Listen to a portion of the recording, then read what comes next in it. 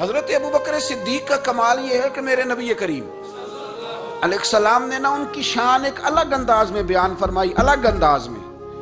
محبوب فرمانے لگے میں نے جس کے سامنے بھی دین پیش کیا اس نے دلیل مانگی۔ ایک بات آپ کو بتاؤں، یہ میری بات یاد رکھنا، اس کو کبھی نہ بھلانا، جو اپنوں سے دلیل مانگتا ہے نا وہ اپنا ہوتا ہی نہیں۔ اپنوں سے دلیل مانگ لی اس نے، بغیر دلیل کے، بغیر حیل و حجت کے۔ یہ ایک بات ہے، میں اس کو سمجھاؤں گا نہیں، نہ کھولوں گا، بس کہہ کے گزر جاؤں گا، اس کو سمجھ لیں اگر آپ کی سمجھ میں آئے تو۔ جس نے اپنوں سے دلیل مانگی نا، جس نے وضاحت مانگی، جس نے ثبوت مانگا، وہ اپنا تھا ہی نہیں، تو کیا ضرورت پڑی تھی کہ وہ دلیل مانگتا، وضاحت پوچھتا۔ حضرت نجم الدین کبریٰ رحمت اللہ علیہ کے مرید تھے حضرت امام فخر الدین رازی، اتنے بڑے امام ہو کے ایک فقیر کے غلام تھے۔ تو فرماتے ہیں آخری وقت آیا تو شیطان آ گیا، میں اس کو کہتا تھا رب ہے، تو شیطان بھی تو بڑا عالم ہے نا، تو وہ دلیل توڑ دیتا تھا۔ فرماتے ہیں میں نے 360 دلیلیں دی، اس نے ساری توڑ دی۔ تو پھر میں نے اپنے شیخ کی طرف توجہ کی، میں نے کہا حضور کو نظر کرم فرمائے۔ تو شیخ نجم الدین کبریٰ فرمانے لگے اس بے ایمان کو کہہ دے میں اپنے رب کو بغیر کسی دلیل کے رب مانتا ہوں، دلیل کی ضرورت ہی نہیں، بس میرا رب ہے تو رب ہے، ختم ہو گئی بات۔ نبی رحمت علیہ السلام فرمانے لگے میں نے جس کے سامنے بھی دین پیش کیا اس نے دلیل مانگی، فرمایا یہ واحد میرا ابو بکر صدیق ہے۔ میں نے اسے کہا ہے کلمہ پڑھ لو، اس نے دلیل مانگی نہیں، فوراً ہی کلمہ پڑھ کے مسلمان ہو گئے۔ کوئی دلیل نہیں، کوئی معجزہ نہیں، کوئی طلب نہیں، کوئی شے نہیں۔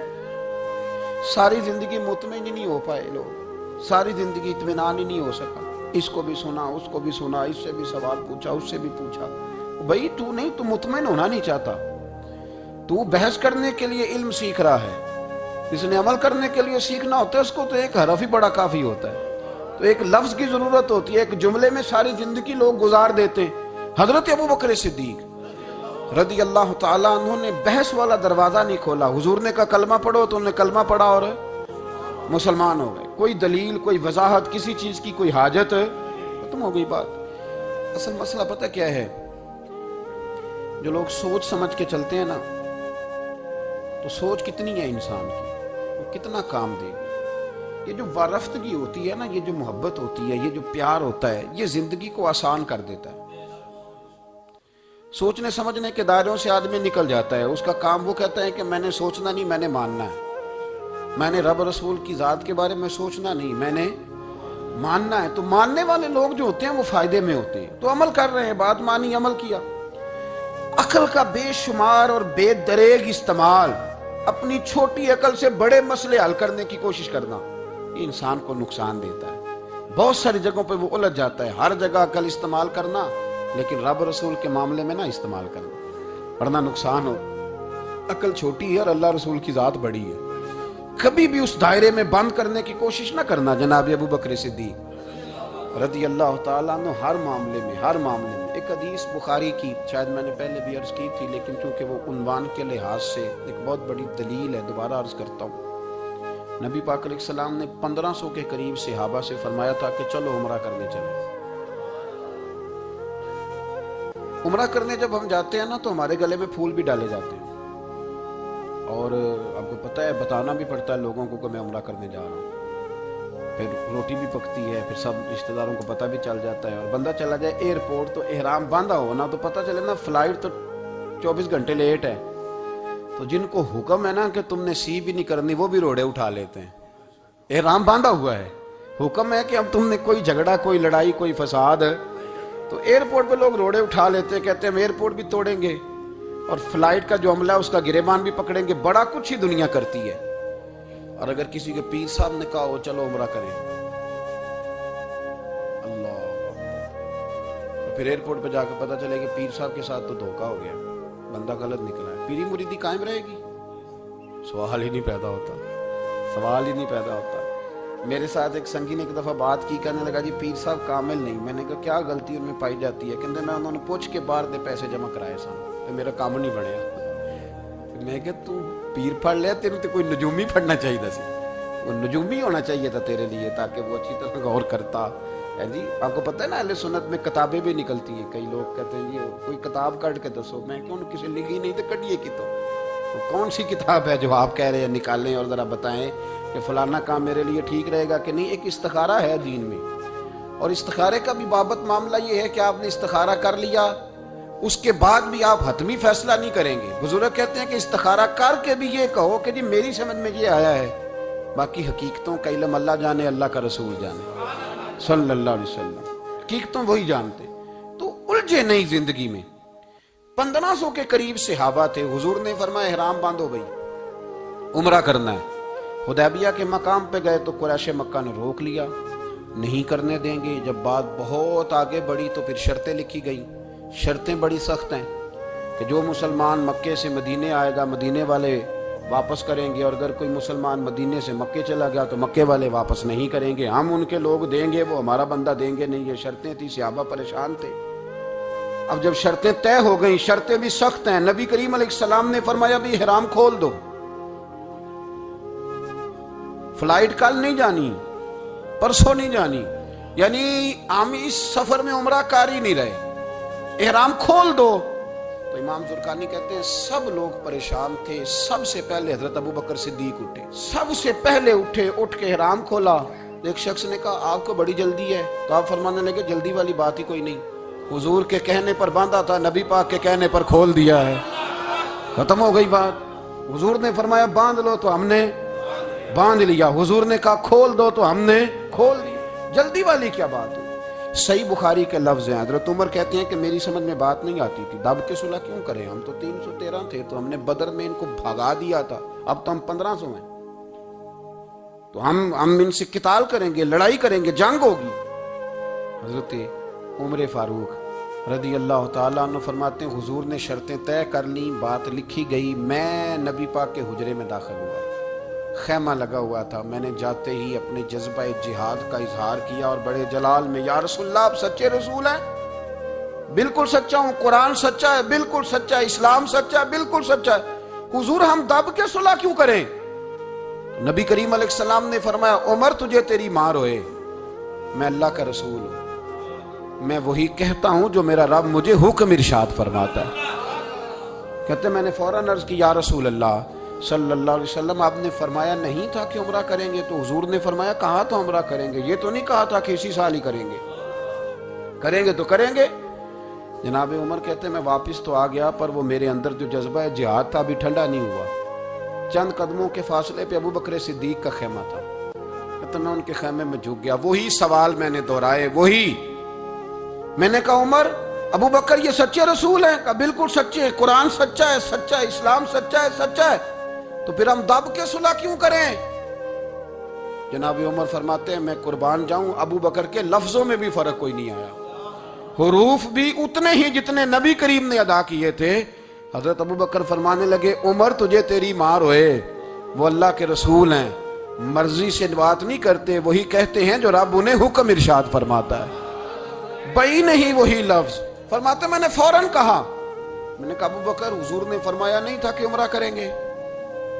تو کہتے ہیں وہی لفظ, وہی حرف, وہی انداز, وہی طریقہ, وہی سلیقہ, وہی انداز تکلم, بالکل حضور کی اتباع میں اسی انداز میں فرمانے لگے عمر حضور نے فرمایا تھا عمرہ کریں گے, یہ تو نہیں فرمایا تھا کہ اسی سال ہی کریں گے, کریں گے تو انشاءاللہ کریں گے. فرماتے ہیں میں واپس آ کے بیٹھا تو حضرت عمر کہتے ہیں جب میرا غصہ اترا نا تو پھر میرے اندر سے آواز آئی کہ عمر ذرا غور تو کر, تو ابو بکر کے ایمان تک کبھی نہیں پہنچ سکتا, اس تک تیری رسائی نہیں ہو سکتی. میرے بھائی اتنی بحثیں ہیں ہمارے زمانے میں, اتنا الجھاؤ ہے, اتنا الجھاؤ ہے, یعنی ہر بندہ رائے کا اظہار کرنا ضروری سمجھتا ہے. ہر بندہ کہتا ہے جی میرے خیال میں, ہر بندہ کہتا ہے جی میرا ذہن یہ ہے, بلکہ کچھ تو کہتے ہیں میں اندر کی خبر نہ دوں آپ کو. یعنی اب پتہ نہیں اس کے پاس اندر کی خبریں کیسے آئی ہیں, وہ سمجھ میں نہیں آتی بات. کچھ لوگ کہتے ہیں 35-40 سال ہو گئے جی علماء کو سن رہا ہوں. تو میں کہتا ہوں کہ میرا تو خیال ہے کہ 35 دن بھی بندہ کسی کو سن لے تو سیاںا ہو جاتا ہے. تو 35 سال سے اگر آپ کی سمجھ میں نہیں آئے تو پھر زمین ہی بنجر ہے. پھر مہربانی کریں یہ ٹائلیں کھیڑ کے نا تو نیچے سے کچی زمین نکالیں تاکہ کوئی بات سمجھ میں آئے. اگر 40 سال ہو گئے, 40 سال میں ایک اجتماع میں حاضر تھا، ابھی بھی میں عرض کر رہا تھا، تو وہ صاحب مجھے کہنے لگے کہ حضرت صاحب میں نے نا فلاں عالم کو بھی بلایا، فلاں کو بھی بلایا، فلاں کو بھی بلایا، فلاں کو بھی بلایا، اب آپ کو بلایا ہے، تو اس طرح کر کے میرے ساتھ رویے ہیں، بڑا الحمدللہ پیار ہے۔ تو میں نے ان سے پوچھا آپ نماز پڑھتے ہیں؟ میں نے کہا نہیں۔ کچھ اور باتیں پوچھی تو جواب نفی میں آیا، تو میں نے کہا کہ اب آپ نے مہربانی کرنی ہے، اتنے علماء کا نام نہیں لینا، کیونکہ پھر تو بزرگوں کے بارے میں لوگ شک کریں گے کہ انہوں نے اس کو دیا کیا ہے۔ تو ایک بزرگ کی بات سنتے ہیں تو کئی دنوں تک وہی ہمیں بڑا تر و تازہ رکھتی ہے، اور آپ کو اتنے عرصہ ہو گیا تو آپ نے حاصل کیا کیا ہے؟ صرف باتوں کا گورکھ دھندا، لفظوں کا ہیر پھیر، جملوں کا الٹ پلٹ کرنا، یہ زندگی ہے؟ یہ زندگی ہے صرف باتیں کیلو کال سن لی آ گئے؟ نہ، اسے ذرا آگے نکلیں، عمل کب کرنا ہے میرے بھائی؟ یہ بحثیں، یہ ابحاث، یہ لمبے چوڑے معاملات، یہ طے۔ بزرگوں میں نا ایک صنف ہے مرید ہونا اور ایک ہوتا ہے طالب ہونا، یہ دو باتیں، یعنی آپ کہیں گئے اس کے مرید ہو گئے تو پھر کسی اور جگہ کسی بزرگ سے نسبت ہوئی تو وہاں آپ طالب۔ میرے پاس کچھ لوگ آتے ہیں کہتے ہیں آپ طالب کر لیں، تو میں کہتا ہوں آپ مہربانی کریں ایک کی نوکری کریں، وہ بڑی مشکل ہے، تو جگہ جگہ پہ جانے کی کیا ضرورت ہے؟ مطلب میں انکار نہیں کرتا کسی ایسی چیز کا جس کو بزرگوں نے رائج کیا، لیکن سمجھے نا، مطلب ایک کی بات پوری سنی نہیں گئی ہم سے، آپ خیر کی بات ہر جگہ سے سنیں، ہر جگہ سے، لیکن یہ صرف وہ تعلق بنانے کی کوشش کرنا کہ جس سے تھوڑا سا رابطہ بن جائے، جس سے تھوڑا سا تعلق بن جائے، جس سے تھوڑا سا نا پتہ چل جائے، اس سے نکلیں، سیکھنے کا ماحول بنائیں۔ اتنی عقل کے گھوڑے نہ دوڑائیں کہ عقل بھی بیچاری تھاکی جائے اور کوئی چیز ہاتھ بھی نہ آئے، کچھ کریں، عمل کریں۔ لیکن ایک جگہ پہ میں حاضر تھا تو وہاں دستار فضیلت کا جلسہ تھا، تو ایک مولانا نے تقریر کی، جس طرح تاجر کہہ لیتا ہے نا جی میں الحمدللہ اگر کمائی کرتا ہوں تو غریبوں کو بھی دیتا ہوں، سمجھا لیا نا اپنے آپ۔ رشوت لینے والے نے بھی ایک دلیل گاڑ لیا، وہ کہتا ہے میں امیروں سے نہیں، میں غریبوں سے نہیں لیتا، تو امیروں کا حساب لینے کی ڈیوٹی اللہ نے آپ کی لگائی ہے کہ آپ حساب کریں امیروں کا کہ وہ کیا کر رہے ہیں۔ یہ ہم نے نا یہ دلیلیں گاڑ لی ہیں، یہ ہم نے دلیل گھاڑ لی ہے کہ وہی اپنے آپ کو مطمئن کرنے کے۔ میں حاضر تھا تو ایک مولانا تقریر کی جی عالم ساری رات، یہ صرف علماء کی بات نہیں، ہر طبقے نے اپنے بارے میں اس طرح کی چیزیں یاد کر لی ہیں، ہم نے رٹ لی ہیں۔ جیسے خامد نے یاد کر لیا ہے کہ کسی غیر کے لیے سجدہ جائز ہوتا تو اللہ عورت کو حکم دیتا، نبی پاک حکم دیتے کہ وہ خامد کو سجدہ کرے، تو بی بی نے بھی یاد کر لیا ہے کہ حضور نے فرمایا تم میں سب سے بہتر وہ ہے جو بیوی کے حق میں بہتر ہے۔ سب نے اپنی اپنی مرضی کی چیزیں، دوسری کی مرضی کی چیز کسی نے یاد نہیں کی، سب نے اپنی اپنی مرضی کی چیزیں یاد کر لی۔ تو مولانا تقریر کر رہے تھے، کہنے لگے جی حضور نے فرمایا ہے کہ عالم ساری رات سویا رہے اور عابد ساری رات عبادت کرتا رہے، درجہ پھر بھی عالم کا زیادہ ہے۔ پھر دوسرے آئے، انہوں نے بھی اسی حدیث پہ بات کی، تیسرے آئے تو انہوں نے بھی اسی حدیث پہ بات کی، تو میرا نمبر آیا تو میں نے کہا جی یہ جو حدیث آپ سنا رہے ہیں نا، یہ حدیث بالکل ٹھیک ہے، بالکل ٹھیک ہے کہ عالم ساری رات عشاء پڑھ کے سوئے، فجر کے وقت اٹھ کے فجر پڑھے، اور عابد ساری رات نماز پڑھے، تو درجہ پھر بھی عالم کا زیادہ ہے۔ بالکل ایسے ہی ہے، بلکہ ایک حدیث میں تو یہ ہے کہ 70 عابد بھی عبادت کریں اور عالم سویا رہے، تو ان 70 سے سونے والے عالم کا درجہ، یہ بات بالکل ٹھیک ہے۔ لیکن میں نے کہا اس کا بھی خیال رکھو کہ یہ حدیث غوث پاک کو بھی آتی تھی، یہ غوث پاک کو بھی آتی تھی حدیث، اور بڑے عالم تھے، پر وہ تو عشاء پڑھ کے مصلی پہ بیٹھتے تھے اور فجر تک مصلی پہ بیٹھے رہتے تھے، حالانکہ یہ حدیث انہیں بھی آتی تھی، یہ حدیث خواجہ معین الدین چشتی کو بھی آتی تھی، اور وہ بڑے عالم تھے، لیکن اس کے باوجود وہ عشاء پڑھتے تھے اور فجر تک مصلی پر بیٹھے رہتے تھے۔ حضرت عثمان غنی سے بڑا عالم تو کوئی نہیں نہ ہوگا اس زمانے میں، حضرت عثمان غنی رضی اللہ تعالیٰ عنہ جیسا شخص تو کوئی نہیں نہ ہوگا، پر وہ عشاء کے بعد قرآن پاک پڑھنا شروع کرتے تھے اور فجر سے پہلے پہلے قرآن پاک ختم کر لیا کرتے۔ تو دلیلیں صرف بحث کے لیے یاد نہ کریں، اپنے آپ کو بچانے کے لیے یاد نہ کریں، اپنے وجود کو سکون دینے کے لیے دلائل نہ یاد کریں۔ میں دین کے کس دائرے سے کس طرح بچ کے نکل سکتا ہوں، اس کے لیے دلائل یاد نہ کریں، عمل کے رستے پہ آئیں، عمل کے رستے